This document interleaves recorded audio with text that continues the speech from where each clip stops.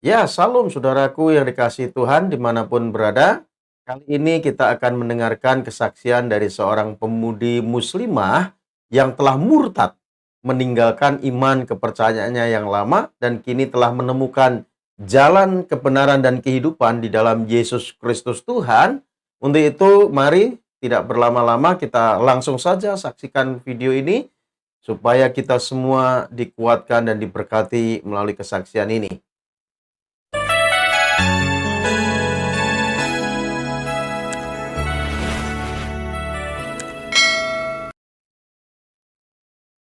Ya, saya mau terima kasih ya untuk Pak Cornelius sudah memberikan saya kesempatan untuk bersaksi di channelnya dan juga di channel teman-teman di sini.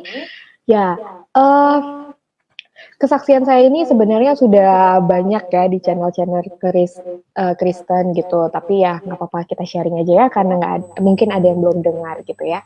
Oke, perkenalkan teman-teman, nama saya Dian Juanita. Itu kenapa makanya saya dipanggil Diju gitu. D-nya dari Dian, Ju-nya dari Juanita, jadi Diju gitu ya. Terus juga saya berlatar belakang dari keluarga Muslim. Semua keluarga saya Muslim dan baru saya yang ikut Tuhan Yesus ya, haleluya. Nah, perjalanan saya sebenarnya dimulai dari saya masih bersekolah ya, masih di tingkat SMA 2013. Sebenarnya itu udah ada panggilan Tuhan gitu untuk ikut Tuhan Yesus, tapi namanya anak muda masih belum ke sana dan kebetulan ajaran keluarga saya agamanya didikannya juga kuat. Jadi untuk menjadi seorang Kristen atau keluar dari Islam kayaknya satu hal yang nggak mungkin gitu. Karena dari kecil kan saya itu dari umur 3 tahun itu saya udah taman kanak-kanak, tapi saya ambilnya taman Quran gitu, disekolahin sama orang tua saya. Jadi bukan hanya bermain dan belajar sekuler gitu, berhitung, membaca, tapi juga saya diajarin dari sisi pendidikan agamanya gitu, kayak hadis. Nah, hadisnya ini bukan hadis berat ya gitu. Hadisnya kayak kayak tolabul ilmi, faridotun ala kulli muslimin wa muslimati, menuntut ilmu itu wajib bagi setiap muslim dan muslimah gitu kan ya. Nah, sebenarnya hadis-hadis sederhana gitu aja, tapi ada beberapa channel yang kayaknya bilang nggak mungkin lah anak TK diajarin hadis. Oh, itu hadis standar ya. Nah, terus yang kayak hafalan-hafalan surat kecil gitu kan, kayak di juz 30 kan surat-surat pendek. Itu mulai dikasih dari saya mulai taman Quran. Nah, beranjak itu saya SD gitu kan, nggak cuma sekolah aja, tapi saya juga ikut TPA sore harinya ya, Taman Pendidikan Al-Quran gitu kan. Di situ diajarin cara baca Al-Quran, terus hadis-hadis juga gitu. Jadi setidaknya pendidikan agama saya dari kecil itu sudah kuat gitu kan. Jadi kalau untuk murtad itu nggak mungkin. Bahkan teman-teman saya pun nih yang SMP gitu kan tahu saya murtad gitu.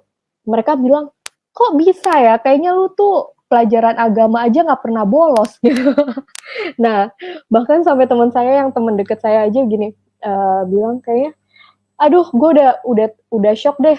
Lu murtad mau kasih kejutan apa lagi gitu kan? Karena emang sahabatan ya jadinya ya udah gitu terbuka aja.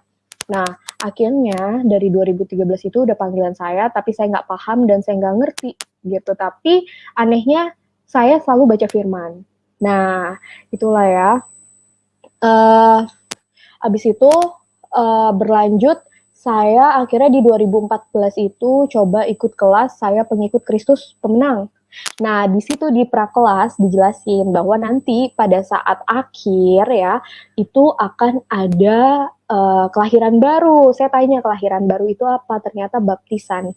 Nah, di situ saya takut. Apalagi ada teman saya bilang gini, Ju, gitu kan. Kan saya gereja ngumpet-ngumpet ya, teman-teman ya. Gereja itu ngumpet-ngumpet. Terus teman saya bilang gini, suaminya almarhum, Ju, ya, kalau nanti ternyata jodoh lu ada di dalam gereja, lu mau ngomong apa sama orang tua lo gitu kan. Nah, di situ saya juga mikir kan, iya juga ya gitu kan, nggak mungkin nih tiba-tiba dapet jodoh udah Kristen gitu kan. Itu juga jadi pergumulan buat saya gitu kan. Akhirnya dari situ dan terlebih dibilang mau dibaptis, itu saya takut banget. Kenapa saya takut? Ya, karena saya nggak mau keluar dari Islam. Saya cuma suka sama pengajarannya Kristen, tapi saya nggak mau keluar dari Islam karena ya saya takut masuk neraka, ya kan. Saya takut orang tua saya kenapa-napa gitu. Nah, makanya kenapa saya takut saat itu dan menduakan Tuhan saya gitu. Karena saya saya pikir pada saat itu, saat saya ikut jadi Kristen, itu saya menduakan Tuhan saya, dan itu sangat-sangat tidak dimaafkan ya, sangat-sangat dosa gitu. Saya nggak mau seperti itu, karena Tuhan saya yang udah beri saya hidup, Tuhan saya yang sudah beri saya keluarga, pendidikan, makan, rezeki gitu kan, sampai dengan saya dewasa gitu. Makanya saya di situ saya sangat takut sekali, teman-teman. Nah, perjalanan akhirnya saya nggak pernah mau lagi datang ke gereja karena saya takut. Tapi teman-teman, selalu ada cara Tuhan bikin kamu balik ke rumahnya. Itu yang saya rasain gitu. Jadi Tuhan itu selalu bawa anak-anaknya supaya saya balik ke sana dengan caranya yang di luar akal pikiran saya gitu. Karena kan Tuhan sangat mengenal saya secara pribadi gitu. Karena kan Dia yang membentuk saya ya. Jadinya dia tahu caranya gimana sih nih biar si Diju nih balik ke rumah gitu kan, karena Bapak rindu gitu. Ya akhirnya ya saya akhirnya balik lagi ke gereja gitu, teman-teman. Akhirnya ya jadi apa ya, satu kesukaan sebenarnya pergi ke gereja tuh jadi kesukaan buat saya, apalagi denger firman Tuhan. Itu kayaknya roh saya gitu, jiwa saya tuh full. Terus saya bersuka cita gitu kan ya. Nah, selanjutnya saya langsung aja ya, di tahun 2019 itu Desember saya ngerasain kegalauan yang luar biasa, teman-teman. Dari awal Desember itu saya itu kayak orang patah semangat, patah arang, kayak orang udah nggak bisa hidup lagi gitu. Karena setiap jam 2 pagi itu saya bangun, terus saya cuma bisa nangis, ngerasain kayak kosong banget, sepi banget, kayak nggak punya teman sama sekali gitu. Nah, saya ngerasa apa karena saya jauh dari rumah gitu kan, apa karena saya nggak sama orang tua saya, karena jujur saya itu baru berpisah sama keluarga saya setelah saya memutuskan untuk pakai kerudung gitu. Kenapa saya pisah? Karena sebelumnya saya kerja di salah satu perusahaan asuransi di Indonesia, dan setelah saya pakai kerudung, saya belajar dan ternyata itu adalah riba. Jadi mau nggak mau saya keluar, dan saya dapat kerjaan di luar Jakarta. Mau nggak mau saya harus meninggalkan rumah gitu. Nah, itu menjadi satu hal yang saya ambil. Karena saya orangnya adalah, saya sudah memutuskan untuk benar-benar mengikuti ajaran agama saya gitu. Dan Desember 2019 itu saya merasakan kegalauan yang luar biasa, teman-teman. Jadi saya seperti orang yang nggak ada semangat sama sekali gitu. Setiap jam 2 pagi itu saya bangun dan saya cuma bisa nangis. Sampai teman sebelah kamar saya, kosannya tuh kira ada suara kuntilanak gitu kan, karena setiap jam 2 ada suara tangisan cewek gitu. Nah, itu kalau diceritain jadi lucu-lucu sendiri ya. Nah, akhirnya tanggal 24 itu saya kan karena situasi hati saya lagi tidak enak gitu, terus kebetulan saya punya adik yang paling kecil, itu dia lagi libur sekolah. Makanya saya bilang sama mama saya, "Mah, boleh nggak, adik saya ini ikut saya di kosan untuk nemenin saya?" Gitu. Dan ternyata ya, nah, dan ternyata teman-teman, itu nggak mengubah sama sekali dan nggak membuat saya baik-baik aja gitu. Masih ngerasain kosong, masih ngerasain sepi gitu. Akhirnya, puji Tuhan, tanggal 24 itu saya masih kerja paginya, terus teman saya yang ada di Jakarta, yang kita belum pernah ketemu sama sekali, tapi kita satu perusahaan, tapi kita beda departemen ya. Dia bilang gini sama saya, "Ju," ya kan, "lu tuh sebenarnya ngerayain Natal nggak sih? Kan udah mau Natal ya." Aku bilang sama dia, "Enggak, tahu ya gue rayain Natal apa enggak ya, emang lu orang apa? Iman lu apa?" Gitu kan. Ya gue bingung gitu, gue lahir di keluarga Islam gitu ya, tapi gue seneng banget sama pengajaran Kristen gitu. Gue suka banget sama firman-firman Tuhan, gue seneng banget sama Alkitabnya gitu kan ya. Nah terus dia bilang, "Oh, terus lo itu mengaku nggak sih kalau Yesus itu Tuhan gitu, Isa Al-Masih itu Tuhan?" Ya aku bilang, "Saya nggak tahu." gitu. Karena kan di ajaran agama saya terdahulu Isa Al-Masih ya nabi. Jadi saya nggak bisa bilang dia itu Tuhan gitu. Oke, singkat cerita akhirnya saya pulang tanggal 24 karena harus mengantarkan adik saya ya, eee, pulang ke rumah gitu. Akhirnya, saya nggak ada rencana untuk ikut ibadah Natal, malam Natal, teman-teman. Tapi gak tahu ada panggilan yang kuat, ada kerinduan yang kayak, "Lo harus ikut, lo harus datang," gitu kan. Ya udah akhirnya saya datang ke ibadah malam Natal itu, dan di situ saya kayak dapet jawaban sama Tuhan dari Tuhan gitu ya, kayak, Yesus itu Immanuel, dia itu 100% manusia, 100% Tuhan. Nah, di situ saya ngerasa kayak, "Oh, oke, jadi Yesus itu memang manusia dan dia memang Tuhan, tapi kok bisa?" Gitu kan masih pertanyaan ya kan, pertanyaan masih gitu. Terus akhirnya, aku bilang lagi, "Tuhan maunya apa? Tuhan mau aku ikut Tuhan ya? Kenapa?" Gitu kan. Terus di situ pendetanya bilang lagi kayak gini, kan aku selama ini kalau ada, gereja, terus aku menerima kayak aku takut mengakui Tuhannya orang Kristen gitu, aku kabur, aku nggak mau lagi gereja gitu kan ya.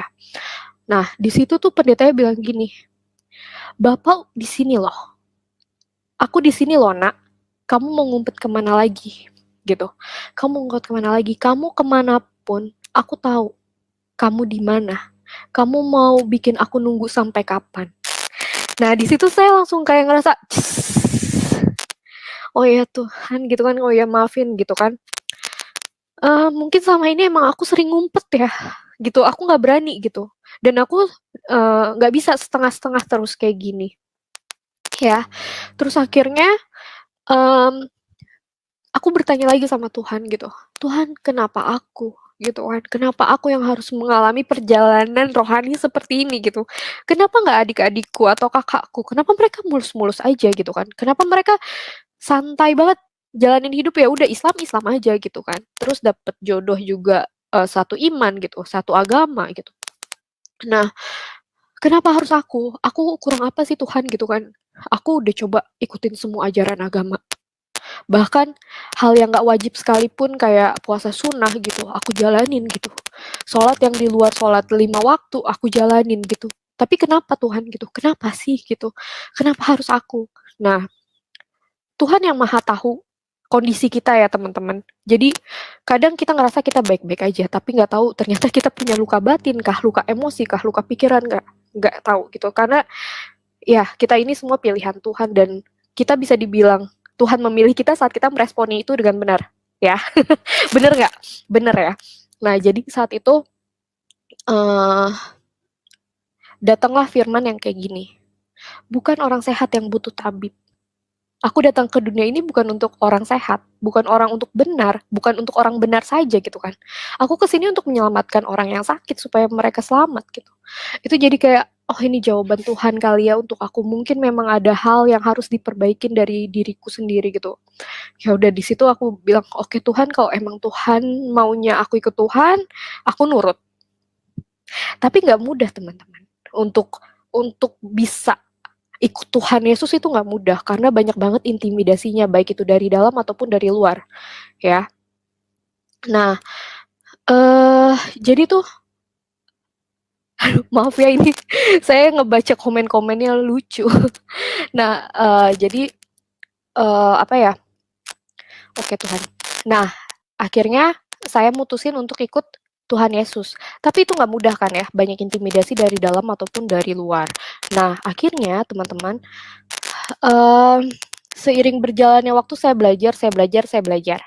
Ada satu momen di mana saya dijauhin salah satu teman saya yang saat itu memang dia Kristen dan dia itu guru sekolah minggu. Berarti dia pekerja dan pelayan dong. Jadi menurut saya eh kemungkinannya kecil untuk dia bisa berpindah iman, ya. Tapi dia mulai menjauhi saya. Saya tanyakan, "Kenapa nih anak?" Gitu kan. "Kenapa ya Tuhan? Perasaan aku nggak ada masalah sama nih orang." Ya. Terus akhirnya Tuhan jawab, "Tunggu aja bulan Maret. Gak tahu itu ada suara aja kepalaku gitu kan. Tunggu aja bulan Maret. Oke. Jadi saya tetap menikmati firman-firman Tuhan karena saya juga sedang dipulihkan kan ya.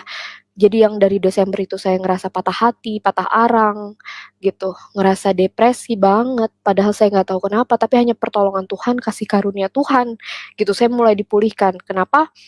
Sampai supervisor saya di kantor bilang gini, nah gitu dong, ke kantor pagi-pagi udah senyum, nggak ditekuk aja mukanya, berarti kan memang kalau kita ada masalah di hati itu terpancar di wajah kita ya teman-teman. Ya, akhirnya di bulan Maret saya ngerasa ada keraguan. Saya ragu, abis itu saya, Tuhan gitu kan, bener gak sih ini jalannya Tuhan gitu kan, bener gak sih aku harus ikut Tuhan gitu, bener gak sih aku harus jadi orang Kristen gitu. Takut Tuhan, aku tuh takut gitu. Aku takutnya sesat, aku takut masuk neraka, aku nggak mau gitu kan. Nah terus yang ajaibnya teman-teman, di bulan Maret itu yang tadi aku dapat bisikan di bulan Januari tentang temanku ini, orang tuanya telepon saya, mengabarkan kalau teman saya ini masuk Islam, jadi mualaf. Nah di situ langsung, Tuhan, aku beneran nangis. Untungnya saat itu masih abis lockdown ya, jadi di kantor tuh dibatasin masuknya, nggak ada orang di situ. Aku bener-bener nangis yang kayak, Tuhan, kenapa gitu kan? Kenapa sih kayak gini gitu? Pengen teriak tapi malu kan? Aku disuruh jadi orang Kristen gitu. Aku mau ikut Tuhan, tapi temen aku malah masuk Islam gitu. Ini siapa sih Tuhan yang mau disesatin gitu? Aku nggak mau salah jalan gitu. Dan itu ada suara lagi, kayak karena wanita. Dia bilang kayak gitu, karena wanita, karena wanita. Oke. Saya nggak mau langsung, oh dia gini kayak karena cewek nih, nggak, saya nggak mau gitu. Nah akhirnya pada saat saya meragukan apa yang saya pilih gitu untuk ikut Tuhan Yesus, di situ Tuhan jawab lagi. Jadi sebelum ibadah di bulan Maret itu kan ibadahnya masih online ya teman-teman. Itu saya berdoa sama Tuhan, saya minta ampun kayak, Tuhan gitu, ampuni aku Tuhan kalau aku masih ragu untuk ikut Tuhan gitu.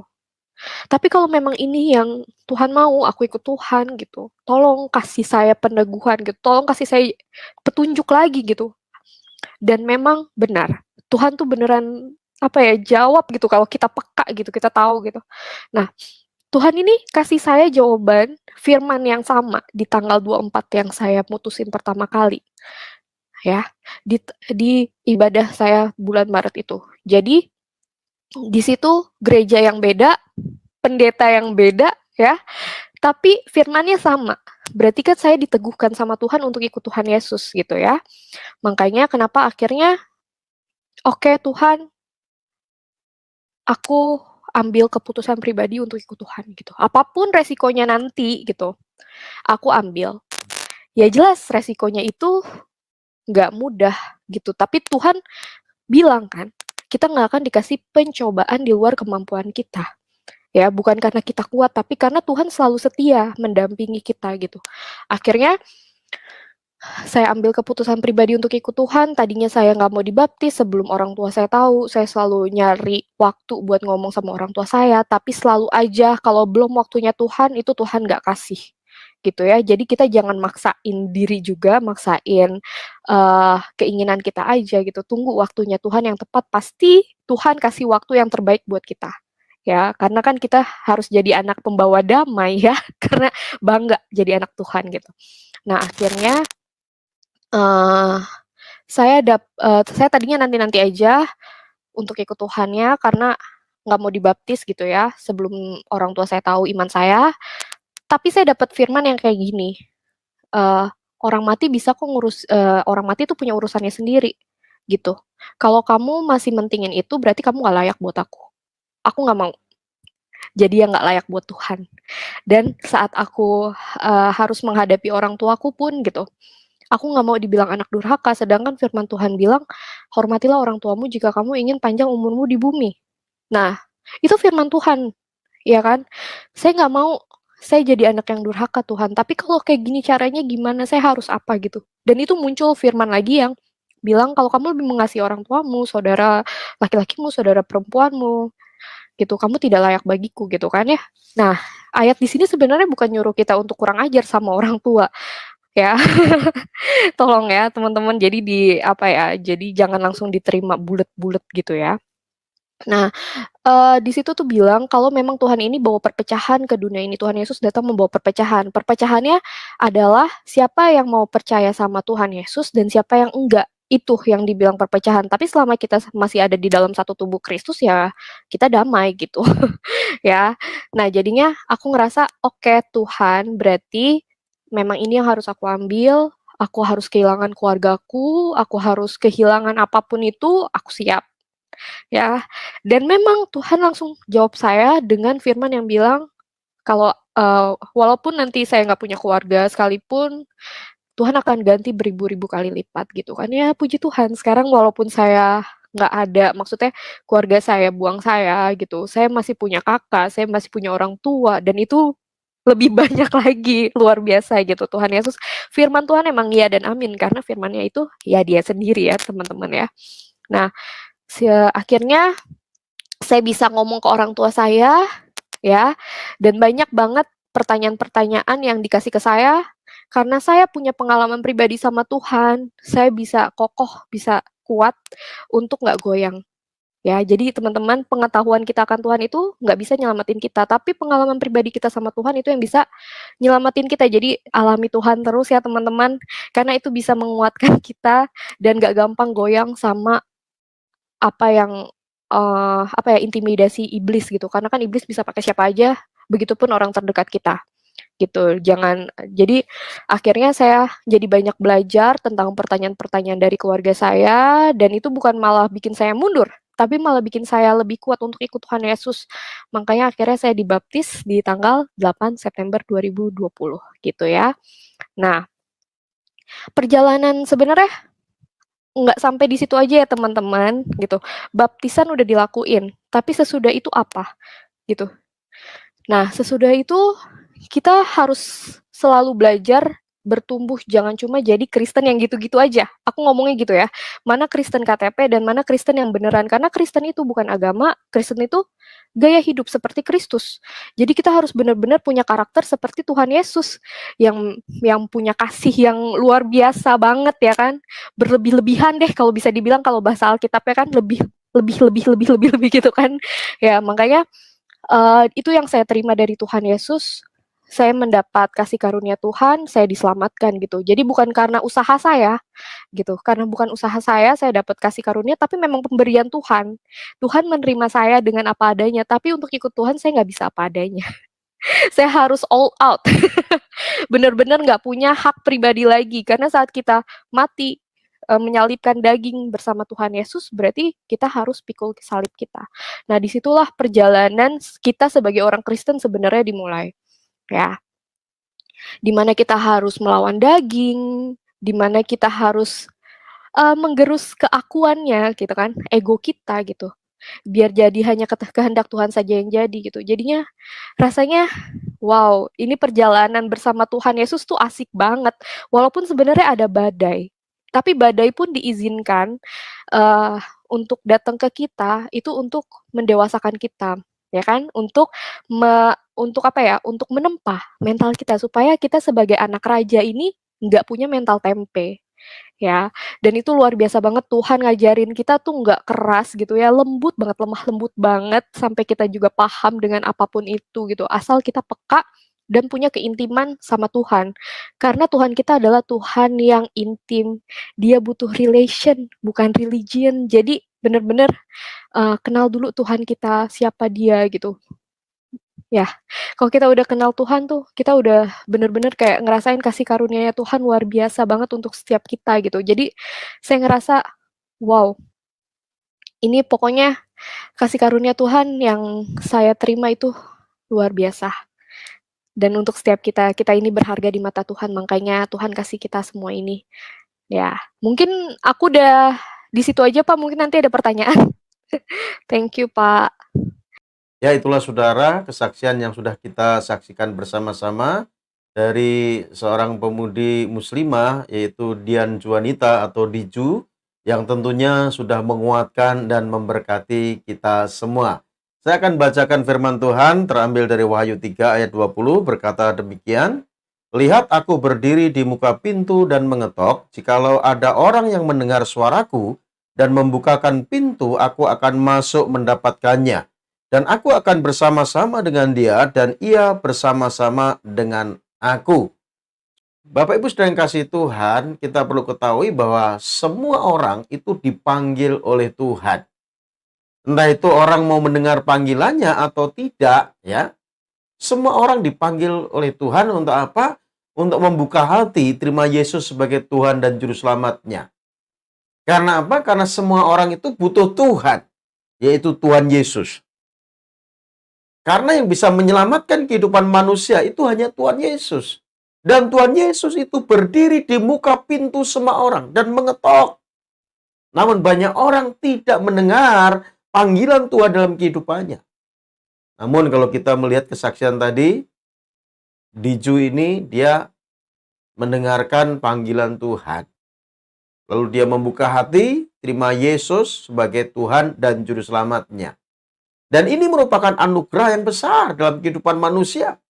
Tatkala manusia meresponi panggilannya untuk membuka hati terima Yesus sebagai Tuhan dan Juru Selamatnya. Karena apa? Karena Tuhan memberikan jaminan kehidupan kekal dalam kerajaan surga. Untuk itu saudara, bagi setiap kita yang sudah percaya kepada Tuhan Yesus, mari tetap bertumbuh di dalam iman kita kepada Tuhan Yesus dan setia kepada Tuhan Yesus. Dan bagi saudara yang belum percaya kepada Tuhan Yesus, mari saudaraku, lembutkan hati kita, jangan keraskan hati kita. Buka hatimu, terima Yesus sebagai Tuhan dan Juru Selamatmu. Maka kita akan menerima kehidupan kekal dalam kerajaan surga. Karena hanya Tuhan Yesuslah yang bisa menyelamatkan kehidupan kita manusia yang sudah jatuh dalam dosa. Dan sampai berjumpa kembali dalam kesaksian berikutnya di channel Cornelius Ratomojati. Tuhan Yesus memberkati kita semua. Salam.